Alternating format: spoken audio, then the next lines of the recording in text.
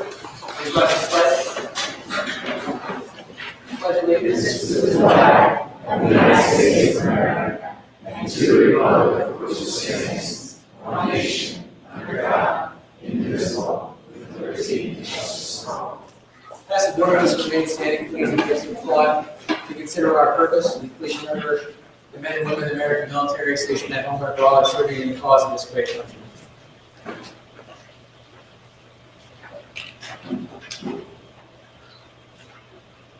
Thank you. Last recording secretary, call the roll, please. Ryan Parcel. Here. Jessica Becker. Here. Jack Bishop. Here. Kim Buckley. Here. Dr. Larry. Here. Dr. Pierce. Here. Dr. Knight. Here. Dr. Miller. All right, and John informed me that he is out of town on work, so he is excused. Can I have a volunteer to read the mission statement, please?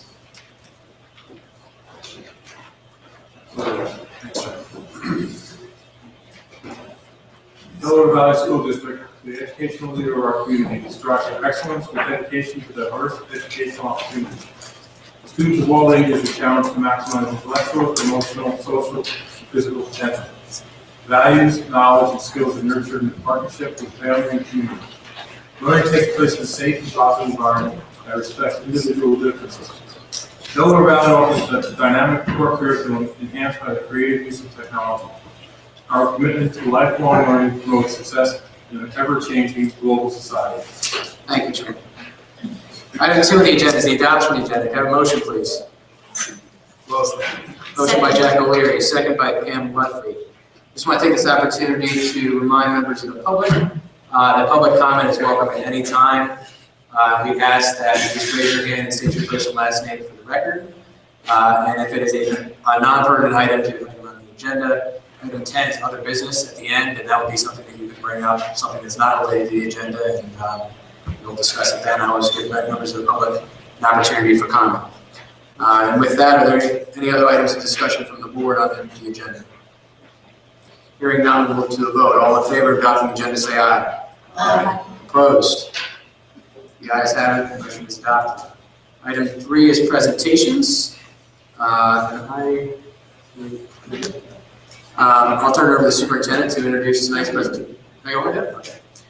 Tonight we have a presenter from out of town who I'm familiar with on my travels for the association, but she comes to us from the Campaign for Fair Education Funding. She's our circuit writer. Her name is Sandra Miller. And she's also a school director at the Saucon Valley School District, and she's here to talk about the Basic Education Funding Commission, basic education funding in general here in the Commonwealth, the reform efforts going on at the state level. And tell us pretty much everything we would want to know about it. So, Sandy, without further ado, the floor is yours. We actually have a new video that some of, unfortunately, business managers, superintendents get to see me almost every month, and they will have something new to see this time. So hopefully this will work well. Garnering lots of attention, the discussion can also be pretty confusing. Let's make sure we're all on the same page. While some people may use basic education funding as a catch-all phrase to mean 100% of state K-12 education funding, basic education funding with a capital B actually refers to a specific line item in the state budget. The basic education funding line item makes up the bulk of money that school districts get from the state each year. This year, the state will send over $5.5 billion to schools in BEF, which represents about 55% of the state's total K-12 education dollars.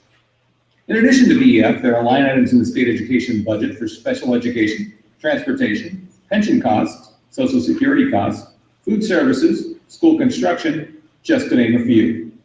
Unlike some of the other line items, there are no real strings attached to the use of BEF, so districts can use these dollars as appropriate. It can be used to hire a teacher, implement curriculum, or add a classroom. So how does the state determine how much BEF a school district gets? There must be a formula, right? Unlike many of the other education line items, such as transportation, pension, and social security, which are driven to districts based on clear and consistent formulas, there is currently no formula to distribute BEF to districts. This wasn't always the case. From 1966 to 1983, Pennsylvania had a solid formula for distributing BEF that was based generally on district wealth, instructional costs, and number of students. with some additional support for poverty and sparsity of population thrown in. In 1983, PA modified this formula slightly and named it the Equalized Subsidy for Basic Education, commonly known as ESB. ESB remained in place until 1992. With the exception of a brief 3-year period from 2008 to 2011, in which another formula was in place, there has been no real formula for the distribution of BEF since 1992. Without a real formula, the concept of hold harmless has dictated that districts receive at least as much basic education funding this year as they received the prior year, driving funds to districts without regard to changes in their demographics. Over the past decade, about 70% of school districts have seen a reduction in enrollment, with the remaining districts experiencing increases in enrollment. Using hold harmless as a placeholder for a funding formula completely ignores these trends, as well as other associated with poverty rates, population of English language learners, charter school enrollments, and local tax burdens, just to name a few. In addition to the underlying concept of hold harmless, over the past few years, supplements have been added to BEF targeting additional resources to a handful of lucky school districts. These supplements have focused on an ever-changing array of factors, giving increases in funding to very limited numbers of school districts based entirely on politics and making the current distribution of BEF totally unpredictable. The current education funding situation and lack of funding formula is certainly unacceptable. And if nothing changes for education funding, nearly 50% of school districts won't have enough revenue to cover their mandatory and necessary costs by 2017-18. With that in mind, it's time to put in place a predictable, reliable, and sustainable BEF formula to ensure that all students in all school districts across the Commonwealth continue to receive the quality education they deserve. PASBO has formulated this video for us to use for education purposes. While education funding is garnering lots of attention, I knew I missed this.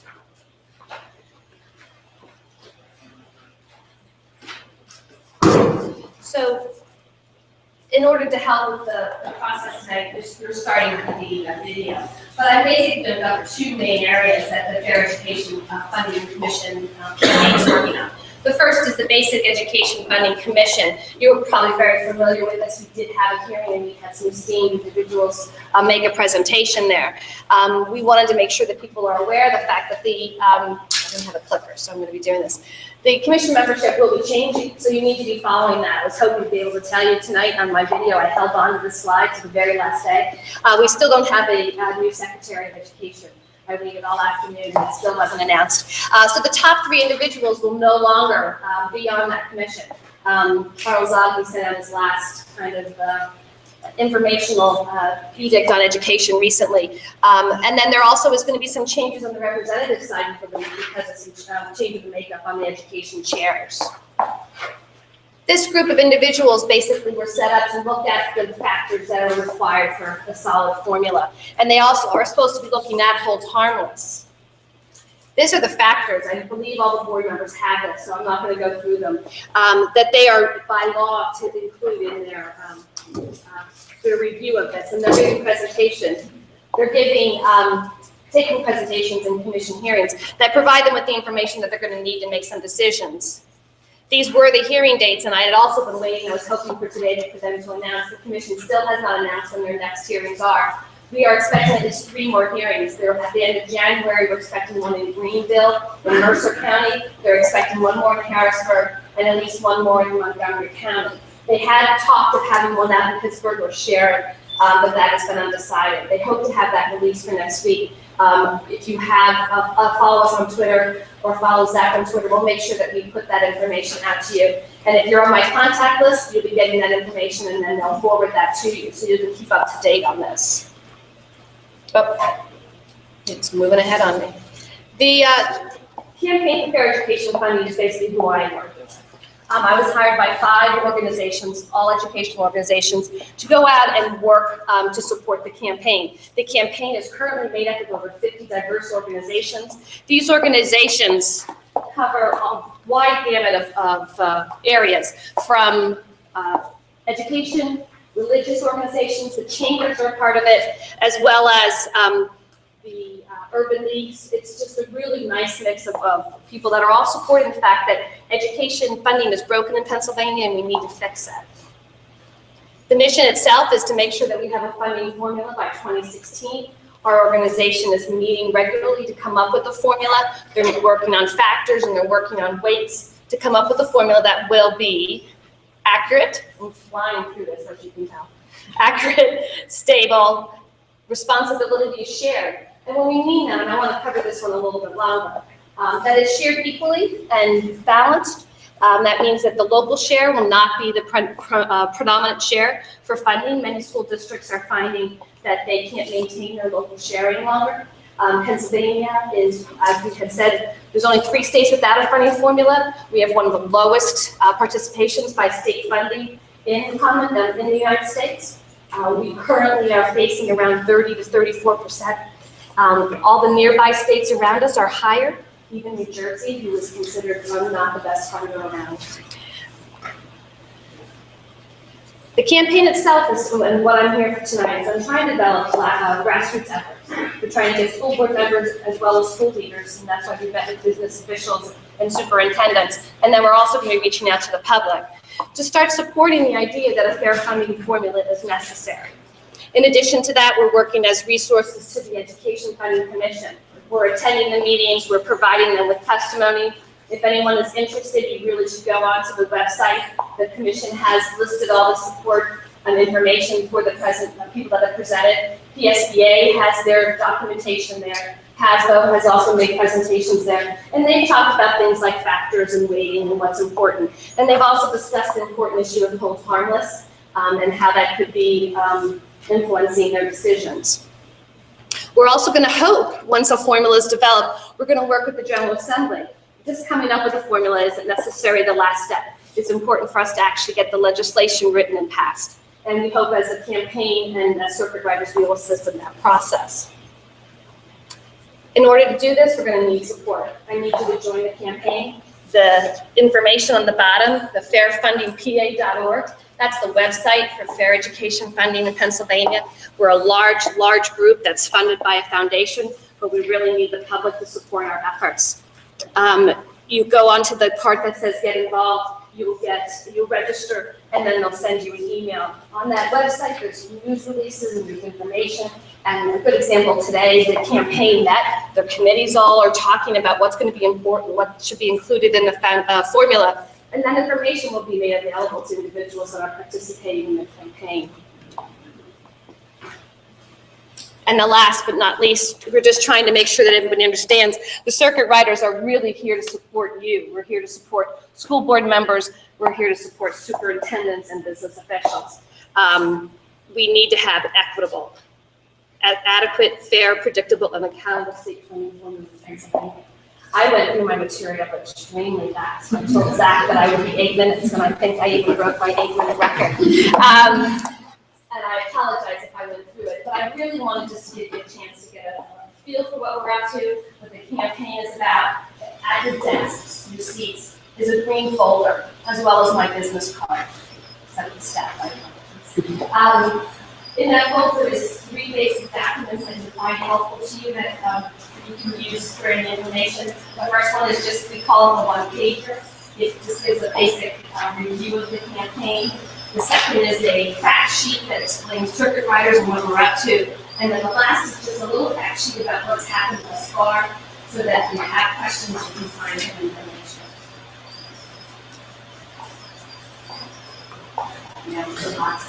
Okay. Are there questions from board members? Comments?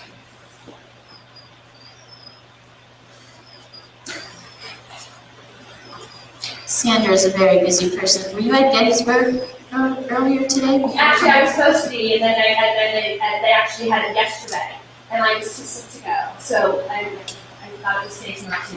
I have a lot of buildings in this, but I didn't leave the house for over 24 hours to get ready for tonight. So That would have been a lot of driving. yeah, well, I had thought they participating in the listening tour. PSBA is having these opportunities that they are having school board members and the community come together and talk about fair funding and talk about the formula. And they had a meeting in Gettysburg that was supposed to be asked. Just in here on there. It wasn't created, so. I have a question. Yes, sir. I understand what you're trying to do, and I'm not against it. I think you should have a fair fight. I understand the system's broken. Buy some time. Having said that, full harmless years ago when we were a growing district, it was not work for us. I worked at the planning district. How do we like it? Well, actually, there's a lot of information about full harmless, and it's very important for your district to look at. ESBA has both come out and stated that if we're not going to have an adequate funding formula, that full harvest has to be taken into effect. And that they both testified in front of the commission that they believe that the formula won't be applicable to new dollars. Therefore, you would stay as, you have a benchmark type of a system that would only be added as the change, and that it would be a methodology to do. The other, I think the commission is also moving towards, we spoke about this often and during the hearings, is that they're also talking about doing something that would be unfazed. A couple of other states have done that they slowly, one of them I believe did it 7 years or 11 years, they slowly moved into the formula, so it was new dollars and then a portion of your regular funding formula was handled over time. So they're not expecting, the two numbers that have been thrown out that are really telling us that PSBA is predicting that 50% of school districts are hurt by whole harvest. And PSBA, when they did their calculations, they had calculations of 67%. There is not a feel of will to have 2/3 of our school districts be hurt by funding. It's not practical, it's not going to happen. So what we're looking at is trying to come up with a way to adequately have a formula that helps school districts be aware of what's going to happen, but at the same time not hurt anyone. And so they're working really hard to make that happen. I believe that's probably one of the biggest reasons why they did come out with that earlier opinion letter. They had originally predicted there's a lot of political pressure. Governor Corbett was the individual that put the commission in place. They were moving really hard to have the hearings very heavily. We had many, sometimes 2 in a month. And there was lots of talk about coming up with a preliminary report in January, and that's not what was happening. They realized the complexity of the situation merits of further review and it might actually not come out next year. And at that point, once it comes out, legislatively, it will not be I would legislatively be interested to see how we get that into place for July with school district this year. So I'm assuming that gives us an opportunity for us to look at the formula, apply the numbers, and learn and understand. Apologize for my back. It's an often situation. Apply the numbers and figure out how it all works before next year. I think rushing it, trying to have for the July meeting, the July budget is not going to happen at this stage. I would be very surprised with some comments. When I testified in the Stroudsburg, it was a group Commonwealth Commission. They were testifying polar opposite to what I was saying. But the interesting thing that they talked about, because they're totally against whole harmless, but the data they were using for enrollment was comparing today's enrollment to 1996. Is that when the formula changed? The formula? Right in there. So they used 1996, which interestingly enough, even though we spiked and have come back down to our pre-9/11 levels, we still have more kids today than we did in 1996. So even under their formula, we would be okay. They thought they'd be whacking us because they knew we've lost, X number of kids. But we're still higher today than we were in 1996. So I kind of grinned and didn't say a word to them. It was really nice. It does. It's a lot of experience to be on when we stick looking at the flag and say what's going to happen, how are we going to do it. As advocates for funding, we started this campaign saying that advocacy is a big issue for this process. And with the budget situation that they're faced right now, I'm not sure how much money they'll be able to put in as new dollars. So that'll also have an impact on both parties. If we have sufficient funds, it should work. But if they're just redistributing current dollars, that's not going to happen. There's no way the school district will support that. You do understand that advocacy is very hard thing to do based on Pennsylvania track record of government officials. It is. It's fascinating. And, we are supporting the people that are gonna actually have to do, going in front of the legislators and going in front of the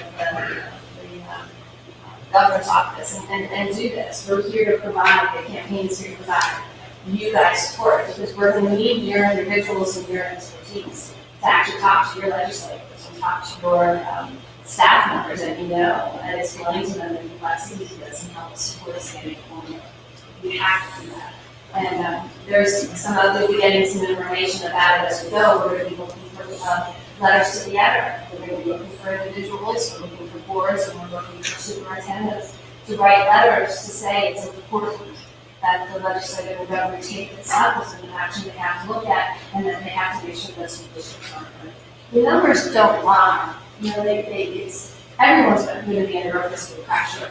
But when you look at the fact, they're saying that in 17, 18, half of the districts in Pennsylvania could have some fiscal calamity that they're going to have to address it. It's similar to what they're doing with users. It's all going to fold into each other, and they're all going to have to address it. Sandra, for the benefit of the audience and the press, can you explain briefly why that funding formula was changed as far as the population of the larger cities, what they were to lose?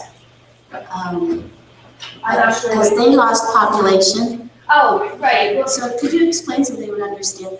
I'm assuming you're going on with there's lots of that happened. In 1992, when they decided to abandon the formula methodology, and they tried a couple different things called supplements, and they were adding things and trying to do things to adjust pockets of places that were having problems.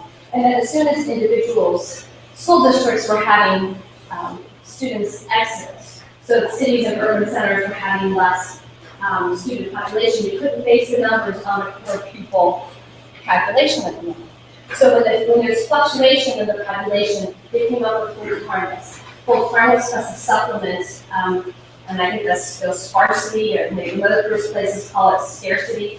They give you a supplement that'll help you maintain keeping your buildings open. We can't have children on buses for 2 hours. It's just not feasible. So we have to maintain schools in some of these rural areas. In addition to that, we have to maintain schools in some of the urban areas that are losing their taxes. So they, instead of coming up with a true formula to address these concerns, like many other states have done, we didn't, and we just kept moving along. The costing out study is what you might be familiar with. So for those 3 years, we did use a formula that was based on a study that came through that was a pure pupil-based formula. That formula then had add-ons. So it added on things for English language learners, it added on poverty, and it gave extra money, and it was working. And it was also a phase-in, and then the new administration came in. That formula was too tied to one administration. That's why this campaign is so important. It's a broad-based campaign. It's not attached to a single governor. It's not attached to a legislator. It's not attached to any one single group. We're looking for the entire state to come together, come to an agreement on what the formula should be, and make it a sound formula that can last forever. Well, as long as we're around. For a very long time, nothing lasts forever. I said that was before. But that's the goal of what this is all about. Just for the public to reiterate, 2 things to remember. What she said earlier, we're one of only 3 states that doesn't have a funding formula, which is bizarre from the get-go. And the second thing is that Pennsylvania only pays approximately 35% of the budgets. They only chip in 35%. Maryland and New York are, which are 2 of our neighbors, they're up around 45%. So Pennsylvania is not paying their fair share, which falls back on the local taxpayers. And it also happened, we used to have it part of our legislation that they were required to pay 50% in the 92. When they decided not to follow the formula any longer, they also eliminated the 50% of So there's been a lot of movement away from funding. Pennsylvania is also one of the few states that have had funding issues that has not had courts step in. Many states that have funding formulas have been mandated by court action. Some of the best formulas actually that people use as examples are all required because their Supreme Court told the legislators, you're not funding education appropriately and sufficiently in your state, you need to do so. And there's a couple of states that are actually fighting right now with their Supreme Court. They don't have the money, and because Kansas they don't feel they have the money to do it. The state's Supreme Court is insisting that they go ahead and fund. So this isn't something that's unique in Pennsylvania. The pensions aren't unique in Pennsylvania. You hear that. But other states have addressed it, and it's time for Pennsylvania to do so. Just to touch on the importance of advocacy, since it was brought up, I know it's come up at the basic education funding hearings. I know it's come up at our listening tours and PSBA's hosted. There is two sides to a budget. So we're talking about the revenue side here, with the expenditure side, obviously pensions, and then charter reform.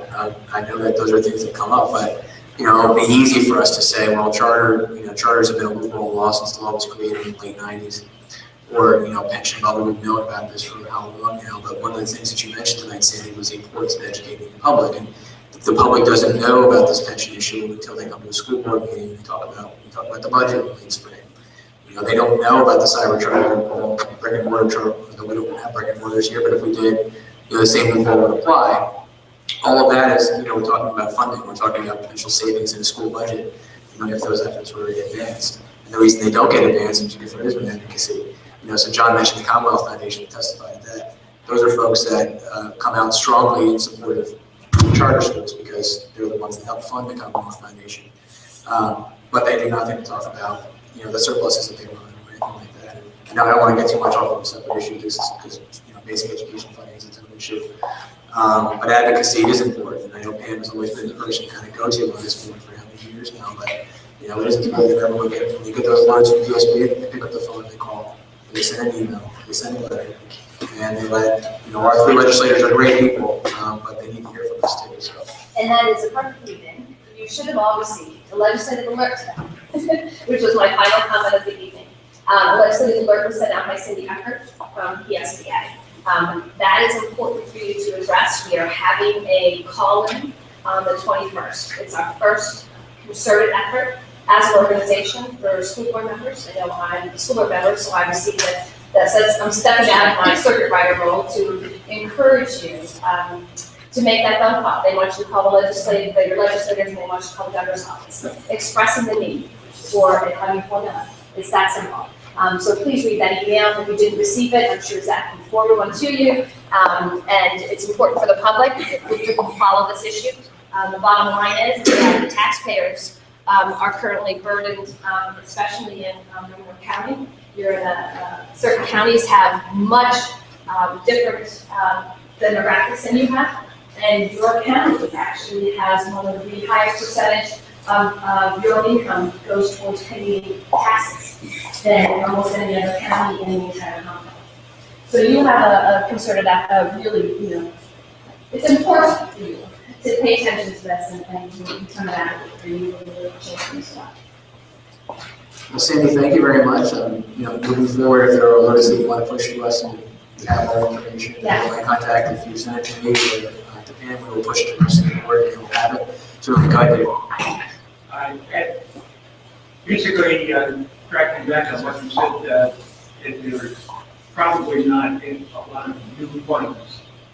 The state has its own fiscal problems, and obviously, you probably would need more to institute for the whole. It sounds like taxes get increased somewhere along the line. I would assume that there's going to have to be a change in revenue, and there's different revenue sources that have been talked about. The campaign itself hasn't come out with any specific revenue source. I know the governor's office has thrown out opportunity for different taxes that they're looking at, but the campaign itself has not chosen a revenue source at this stage or endorsing any specific.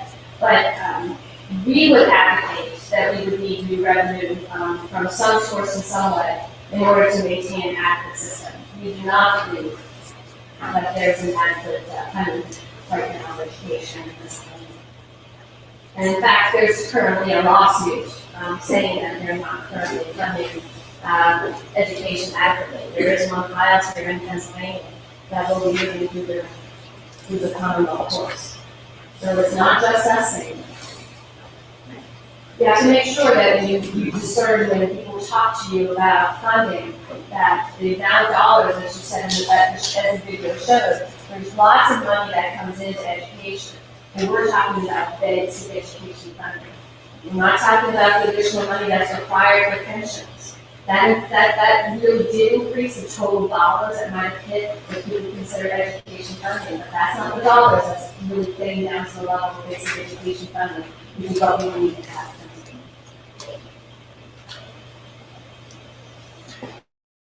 Well, Sandy, I wish you could say there was a lot of nice things to look at until 9 on your way back home, but there really isn't, so you are excused. I will come when it's light next time. I didn't see this McDade, whatever it is, trail. I must have seen 15 signs for it, so I thought I would have. Thank you all. I'm sorry for hanging out, but I had to. Thank you, Sandy. Thank you, Sandy. And just, I reason why I gave you green, because green is for money. And as I send you emails, if you want to print, I know some people prefer never to print things, and then there's some of us that still like to have that folder and print something off and put it aside so you can look at it later and not have to scroll through all the documents and figure out where it is. So I thought I'd give it to you, you can keep it, you can put my card inside it, and please don't hesitate to contact me with any of the requests that you might have. And I'm sorry it took so long. Appreciate your attendance. These were a nice audience. Thank you, Sandy. Thank you so much. All right, so the superintendent has a couple other presentations, so I'll introduce them. Yeah, first I'd like to introduce Mrs. Kathy Maeda, who's the advisor for the Shahola Student Council. Would you like to say a few words or tell us who's here with you? We also know that you wouldn't resist the opportunity. I'm always one for Latin words, so. Some of our student council members are here tonight. We have 18 student council members, 3rd through 5th grade. There's 2 representatives in each class.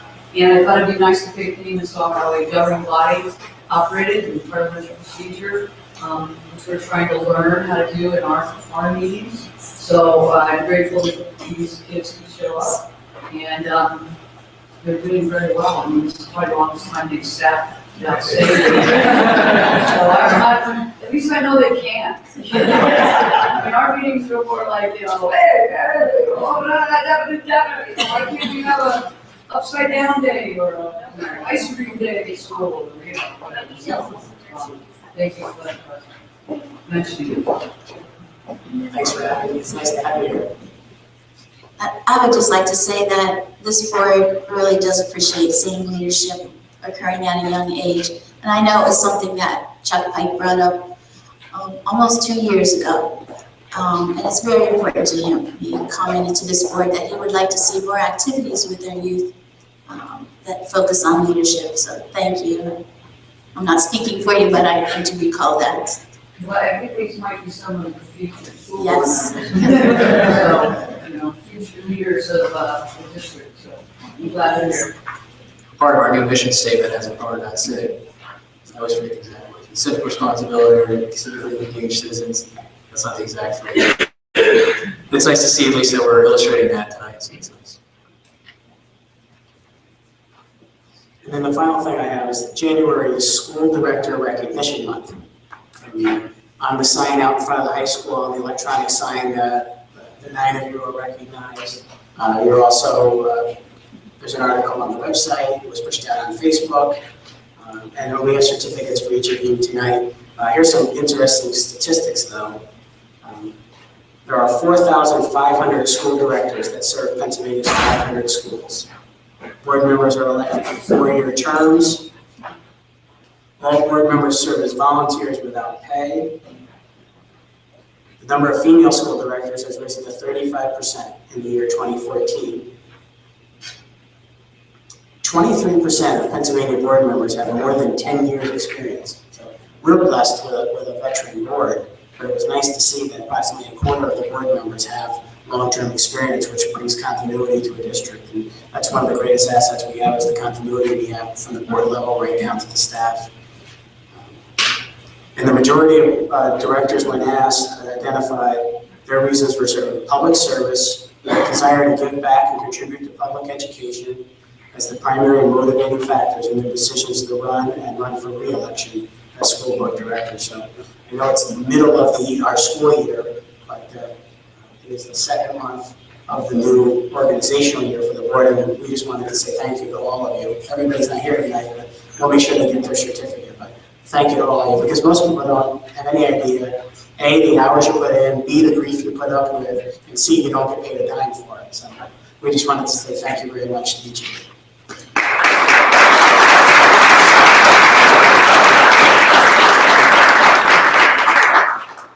And the certificate costs a little more than what it costs to pay you guys. But hopefully you take it with spirit. We just passed a green box.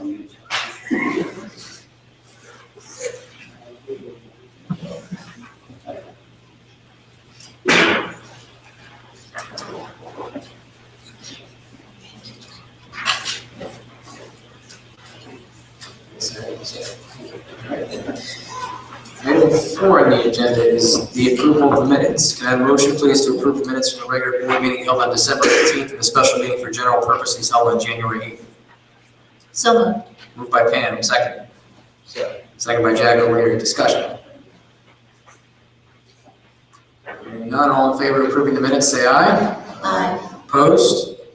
The ayes have it, the motion is adopted. Item 5 is reports.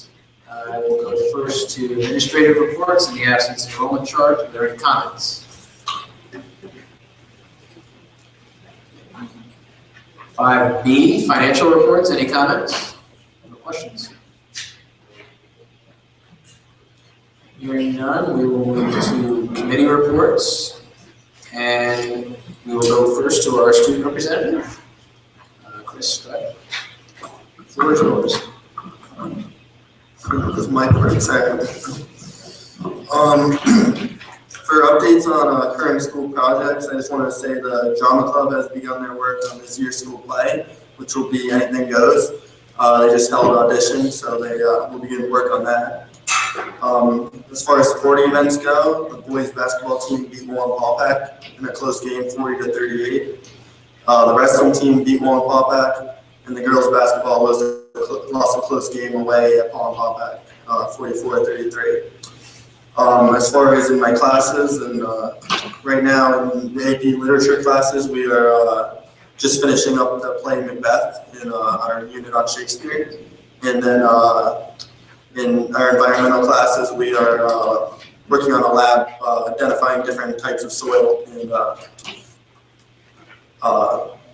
identifying it by different means of scientific evaluation, as far as empirical by feeling it and looking at it, and then actually finding the actual scientifically doing it with comparing it to known samples.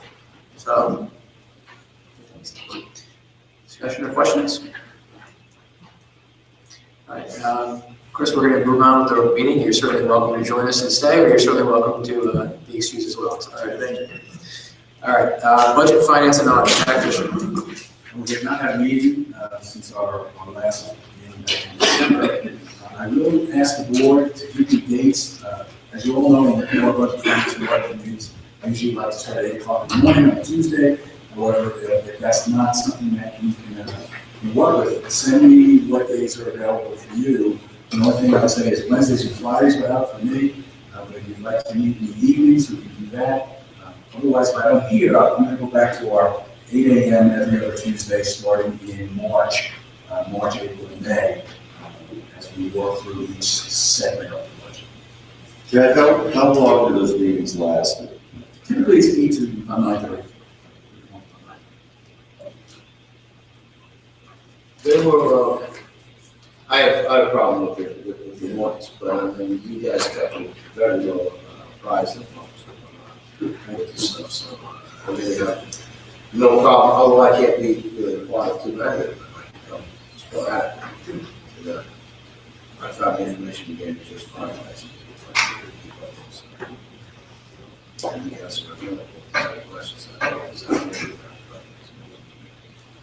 Yeah, the biggest piece of the budget is personnel, which is about 76% of the budget, which we always do in the evenings in May, so it's always something that everybody can talk about. So really the other 24% is really what you're talking about from April to May, or excuse me, March and April, so. All right, education, John Robleski's not here, but he did announce a committee meeting, it's at 6 o'clock on March before the work session was March 12th. So there was a meeting for the Education Committee at 6 o'clock on March 12th. Jessica, do you have any for education? Facilities, Chuck. Yeah, I have some exciting news regarding the building projects. The elementary school will be going out for bid, and we have bid opening scheduled for March 4th at 2 p.m. And we expect to start building April 15th. The target date to begin building the elementary school. The high school gym project will be going out in March for bids, and the bid opening is scheduled for April 7th at 2 p.m. And our target start date for that project is July 1st. Milestone. It's nice to finally be at a point where we're going to put the shovel in the ground after over a decade. The board inherited back when I was much younger, so kudos to everybody here. Get that school built. They're gonna get the silver shovels. The silver shovels, yeah. We each get a silver shovel. Big old ribbon. Any other questions or comments? Facilities? Okay. Health, safety, and wellness. Jack O'Leary. I've talked to Chris Lordy about many things, but not can they, on the safety side, not can they be discussed publicly. Unfortunately, that's the way safety is. Tomorrow, I'm meeting with John Gilbert with his wellness council. So that meeting is 3 o'clock tomorrow afternoon at the high school, so I'd rather make a report next time. Negotiations met tonight at 5 o'clock with the Delaware Valley support staff, and negotiations are ongoing pending agreement. Policy, Sue Casey is not here. She is excused. But we have a review of policies on tonight's agenda. If you recall, we discussed all of them at the work session last week. So they are under review and then they'll go on for adoption in February. So in the interim period, if you have questions or anything like that, please get them to me or Sue first preferably, you can CC me and John. We'll try to get those together and bring to the board if they need to be brought to the board. There's also one that Michael is reviewing that stays out of the stack, and the other ones will also stay out. So he's working on that. That is policy. Liaisons, Colonial IU 20, Pam. Well, our meeting is coming up at the end of the month, so I'll have to wait till February to make a report. One thing I just wanted to note, I know that Dr. Brennan is always offered to present. By the time we get the budget, usually it's late in the spring, but maybe you just want to throw that out to her. I think it'd be nice to have a presentation about the IU since we never take her up on it. But I know we don't use a lot of the services and stuff, but it's still, I think it'd be nice to have. I think it would be great, and we do have to use a number of their services that I think some of us aren't aware of. So I will offer that to her, and I know she has commented many times she would like to come here. So we'll take her up on that. Yeah, I met with her back in April of last year, and she said that she always offers to come up there. And usually by the time we get the budget, it's late and we're doing everything, so maybe we have an early enough to do that, so. We'll call through to her. And I'm just pleased to say she's very healthy now. She came down with the flu at Christmas time and was out until just this week. So I'm glad to hear she's back in good health again. Legislative. Legislatively, at the October legislative conference, and I think you were at the meeting where the Region 8 PSBA representatives, we appointed a gentleman named Daryl Schaefer to represent Region 8. So he and I made contact for the first time on Tuesday night. He's just kind of getting into the swing of things. And I'm really pleased to inform you that it was a surprise to me, but the advocacy rate for Pike County is 58% as far as speaking with our representatives and attending meetings, compared to 40-some% for the rest of the association. So it's nice to hear that our efforts are being tracked and we are following up. One of the things that Daryl and I discussed was more involvement with Wayne County. So it looks like I'll be attending meetings there. It does make sense. I mean, they're very close to us and we have some common educational needs and so forth. But, the far end of Region 8 is where it's at. Region 8 goes from Pike County all the way down to Berks County, which is I use 20 and 21. yeah, it's a pretty big expanse, and our needs are so different. I mean, just compared to Monroe County, we're very different. So we're going to schedule some meetings where I do attend out there. So we'll bring you more information. It's just in the works now. Let's bring more information about that at the February workshop. And I know the team at PSBA is working on legislative webinars for board members to attend kind of virtually in the fall. So it'll be a little more convenient because in the past, like so many people can attend those legislative meetings in person. And then from a spring standpoint, regionally, board members will be invited, everybody as members association will be invited to like a regional meeting. It's going to be a whole different thing this year, basically like a half day, probably in the evening. Daryl's scheduling, but sort of like a mini training discussion piece in terms of an educational topic, whether that be Act 153, which we talked about last week, policy or whatever it is. So there'll be an opportunity to do that and network. So hopefully, I mean, I'll be there. I'm sure we'll be Pam and then everybody else will be available to go if they're able to fit in their schedule too. So. And one additional recommendation he had was that we continue meeting with our legislators here as we have in the past. He'd like to see a March meeting. I'll try. It's, I think, a bit early. We can try for it. So we'll see what happens with that. So maybe the three of us can coordinate that. Yeah, actually, I think it's too early. You know, I think a spring meeting has always worked well for us, and he was fine with that, but I thought I would mention it to you. So that's like everything, because his budget hasn't come out, a month later than it was coming. Yeah, we have done ours mostly in May, the meetings. The last one Zach had put together, was that in May also? That was actually March. It was March? yeah. Everybody attended though. So we'll figure that out and get back to the rest of you. Yeah, let's. And maybe we can include Wayne County in that since we're going on. Special education, Pam and Jessica. Jessica?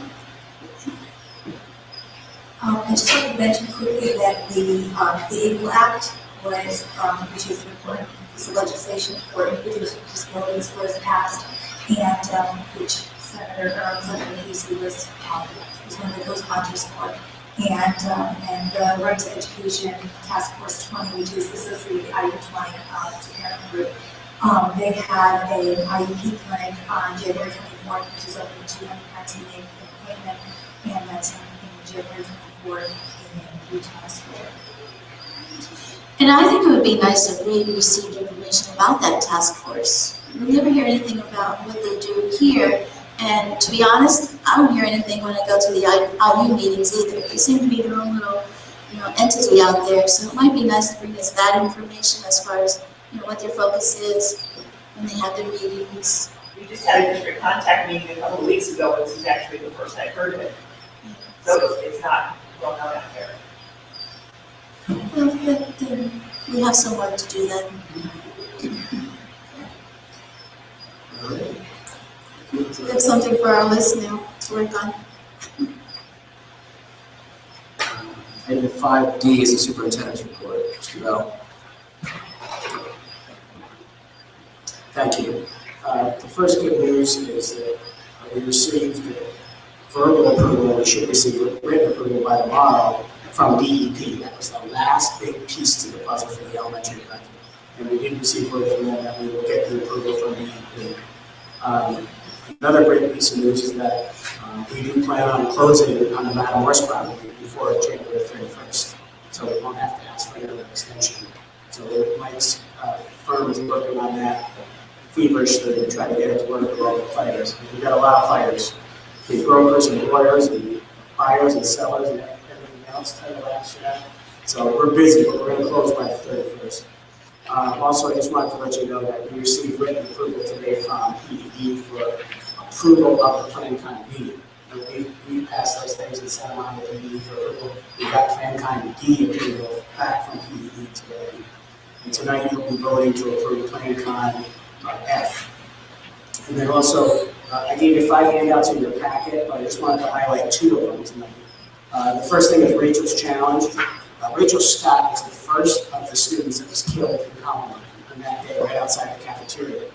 And her dad created a foundation, and they do assemblies. It's the largest assembly program in America now for secondary students.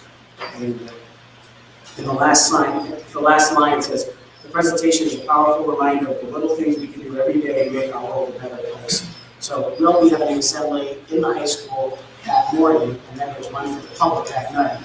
So it's January 26th at 7 o'clock in the high school auditorium, and all public is allowed to attend. It's a very moving ceremony to talk about. Rachel did writings as a teenager about how she envisioned dying at an early age, but making a worldwide impact. And she actually wrote about it on the back of her dresser. After she died and they were reorganizing her room, they found stuff that she wrote on the back of her dresser and then in her journals about that. And now this foundation, as I said, is the largest assembly program there is about accepting diversity and befriending kids. And it talks about things like when you see the kid all by himself at the cafeteria table, going over and inviting that kid to come sit with your group and things of that nature. It's a very moving experience. And then there's a subsequent follow-up to the assembly called the Chain Reaction Day, where you pair up 25 community adults with 100 students for a day-long activity. We did this when I was in Port Jervis. It was probably one of the most emotionally draining experiences I've ever had. And so we're looking to bring back next October. We're working to piggyback with Port Jervis that they'll come to DB one day and we go to Port Jervis the next, so that we can share on the expenses get bringing people in to do this. But it's real good stuff. So again, January 26th, 7 o'clock in the high school auditorium. Not really appropriate for elementary kids, but secondary kids and adults are welcome to participate in that assembly. And the other thing I wanted to bring up is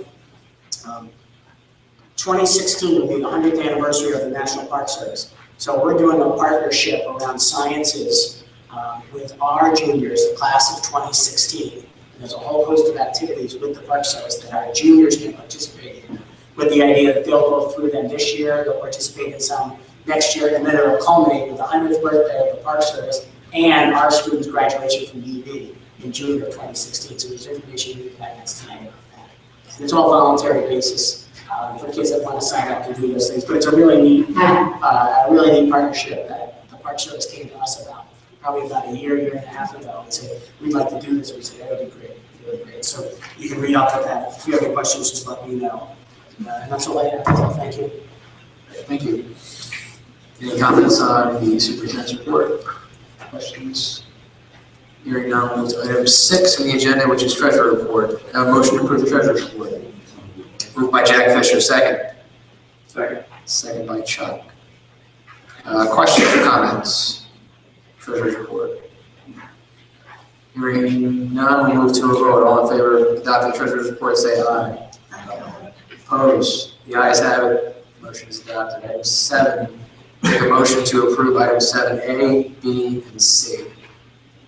Motion, please. So Moved by Jack Fisher, second by Chuck.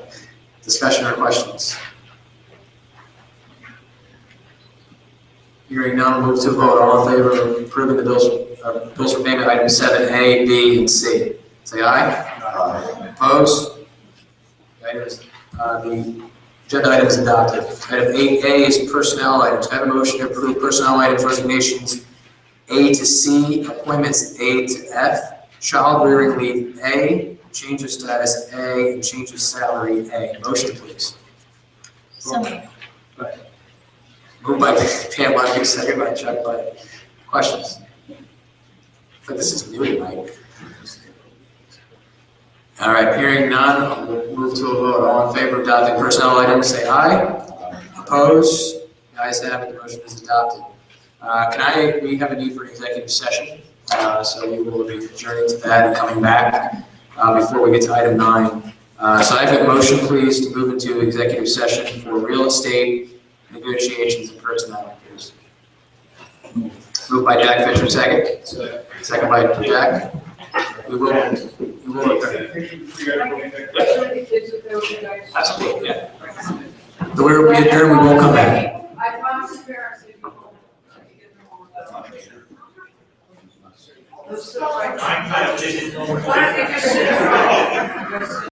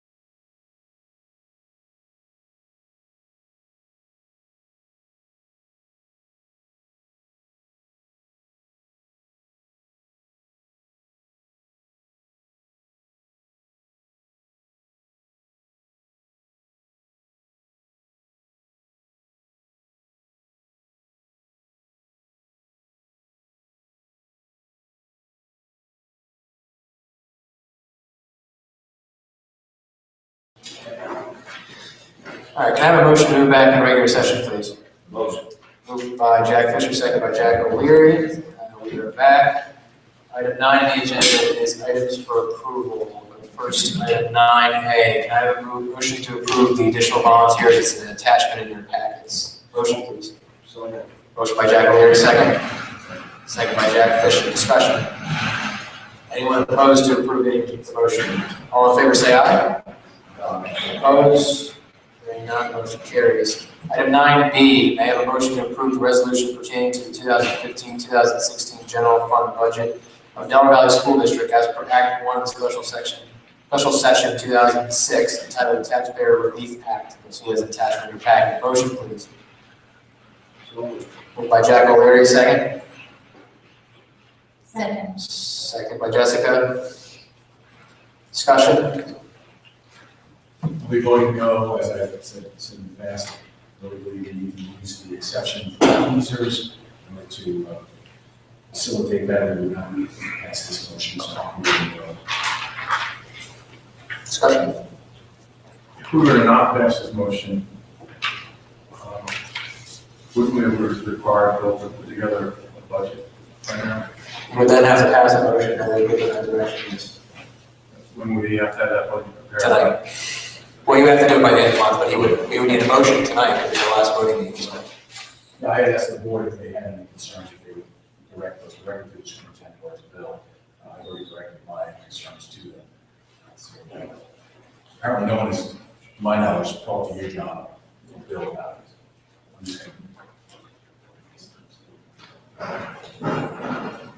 Okay, and then for purposes of the record, this would mean if this motion passed, that the district is opting to stay within the taxpayer or state index, which is 2.5% this year, so that any potential budget that is put on display, which would happen in May, the proposed final budget. Proposed final is in May. Is in May. The board would opt not to exceed 2.5%. So it could be anywhere from 0 to 2.5%. To be absolutely clear, it will not exceed 2.5% if this motion passes. It's a state calculated index that's given to us under Act 1 of 2006. Any other discussion? Julie, can you call the roll, please? Ryan Carso, Yes. Susan Casey, Jessica Decker, Yes. Jack Fisher, No. Pam Luckey, Yes. Jack O'Leary, Yes. Zachary Pierce. Yes. Chuck Pike, Yes. John Malowski. 6 yes, 1 no, 2 absent, motion carries. Thank you, Julie. Item 9C is the approval of the request for waiver of rental fees for the following organizations subject to the approved insurance. Item 1, Pike County Chamber of Commerce to use the Delaware Valley Middle School and Delaware Valley High School 910 cafeteria on April 25th, 2015. For their tricky tray, the loss of rental fees of approximately $215. Item 2, Knights of Columbus, number 13935, to use the Delaware Valley Elementary School gym and cafeteria on April 11th, 2015. For their tricky tray, the loss of rental fees of approximately $215. Motion, please. Moved by Jack Fisher, second. Second. Second by Chuck. We need an extra cup of coffee tonight. Anyone, any other discussion? All in favor say aye. Opposed? Motion is adopted. Item 9 is the approval to authorize Burkavich Design Associates to prepare and submit the materials and documents of the approval of PlanCom Part F, construction documents to the Department of Education for the proposed construction of the new Delaware Valley Elementary School, the Reese property. The materials are being submitted in conjunction with the preparation and release of the construction documents to potential bidders for the work to commence in the spring of 2015. Motion, please. So moved. Moved by Chuck, second. Second. Second by Pam. For purposes of the record, for the press present, this is the process that the board is undertaking to get reimbursement from the state, Pennsylvania Department of Education, for its capital projects. This is specific to our construction project at the Matamoros, proposed at new Delaware Valley Elementary School in Matamoros. When we get that money, it will be an open question, but we stand to get it eventually, and this is the process we have to go through from the Pennsylvania Department of Education to get that money. Anything else? All right, I'm gonna ask for a call roll to just be safe. Ryan Carson, Yes. Sue Casey, Jessica Becker, Yes. Jeff Fisher, Yes. Pam Lutfi, Yes. Jack O'Leary, Yes. Chuck Revere, Yes. Chuck Pipe, Yes. John Woloski. 7 yes, 2 absent, and motion carries.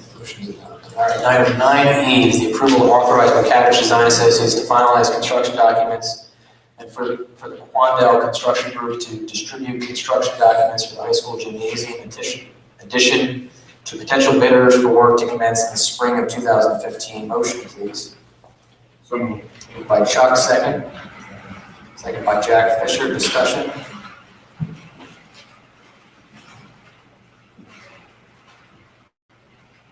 Call roll, please, Julie. Ryan Carson, Yes. Sue Casey, Jessica Becker, Yes. Jack Fisher, Yes.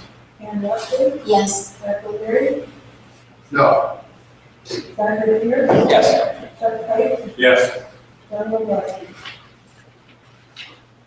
6 yes, 1 no, 2 absent, motion carries. Thank you. Item 9F is a review of board policies.